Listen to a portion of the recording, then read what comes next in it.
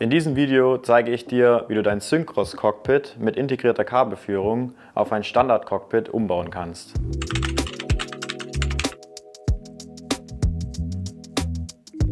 Hi, ich bin Marian von Acros. Das Syncros-Cockpit ist meistens Lenker und Vorbau in einem. Wenn du jetzt verschiedene Lenker oder Vorbauten fahren möchtest, musst du einiges beachten. Wichtig für den Umbau sind die Bauteile, die du für deinen Steuersatz benötigst. Das sind zum einen der hohe Zentrierring, der ZS56 Steuersatzdeckel mit Gummiplugs, die passenden runden 1/8 Zoll Spacer und natürlich dein gewünschter Vorbau inklusive der Topcap. Für den Umbau benötigst du die passenden Inbusschlüssel, Steuersatzfett, einen Torx 25, eine Bautenzugzange, Zubehör für die Züge und Leitungen und alles, was du zur Montage deiner Bremse benötigst. Dein Bike platzierst du im besten Fall so, dass der Vorderreifen auf dem Boden steht und dadurch die Gabel nicht aus dem Rahmen herausrutschen kann. Im ersten Schritt löst du die Hydraulikleitung deiner Hinterradbremse und die ganzen Züge, die durch den Steuersatz verlaufen. Dann kannst du alle Hebel vom Lenker demontieren.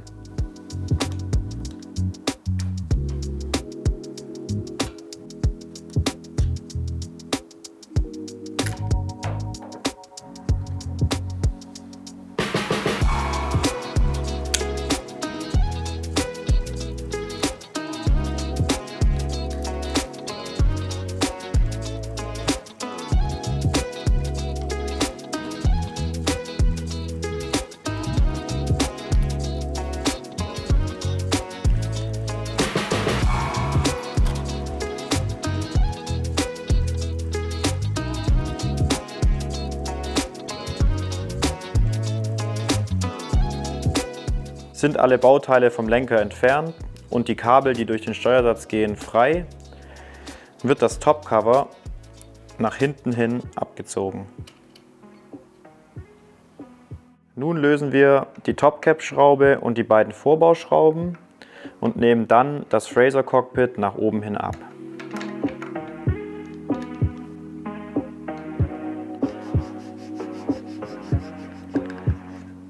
Ist die Vorbaulenkereinheit demontiert, nehmen wir das untere Teil des Topcovers und die zweigeteilten Spacer nach oben hin ab.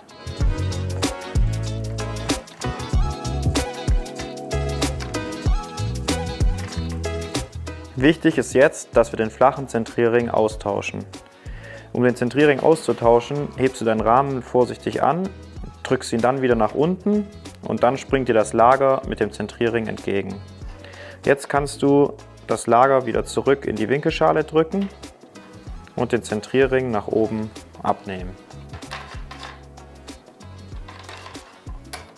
Reinige jetzt alle Steuersatzteile und fette sie dann gründlich ein.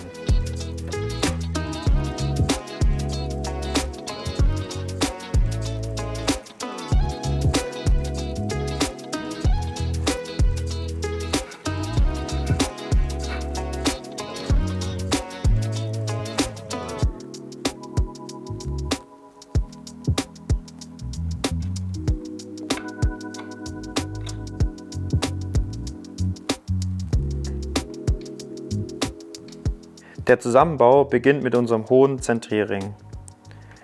Achte darauf, dass die Kabel sauber in den dafür vorgesehenen Aussparungen liegen und das dickste Kabel als letztes in die Aussparung eingeführt wird.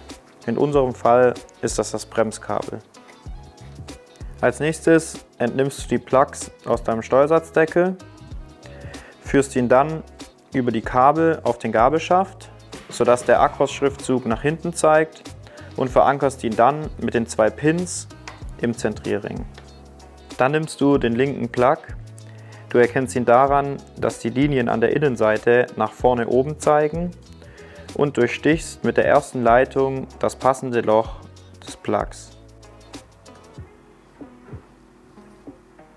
Dann nehmen wir die Bremsleitung und stecken sie durch das größte Loch des Gummiplugs.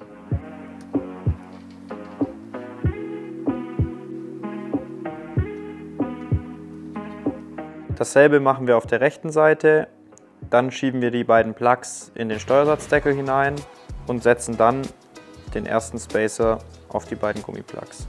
Ist die passende Spacer-Anzahl montiert, schiebst du deinen Vorbau auf den Gabelschaft. Achte bitte darauf, dass dein Vorbau 3 mm Überstand zum Gabelschaft hat. Und dann kannst du das ganze System mit der Topcap und der Spieleinstellschraube vorläufig fixieren. Montiere nun deine Hebel am Lenker, schließe dann deine Leitungen nach der Herstellerangabe an und stelle sicher, dass alle Komponenten richtig funktionieren. Im letzten Schritt stellst du noch das Steuersatzspiel ein. Wie das Ganze funktioniert, zeigen wir dir in diesem Video.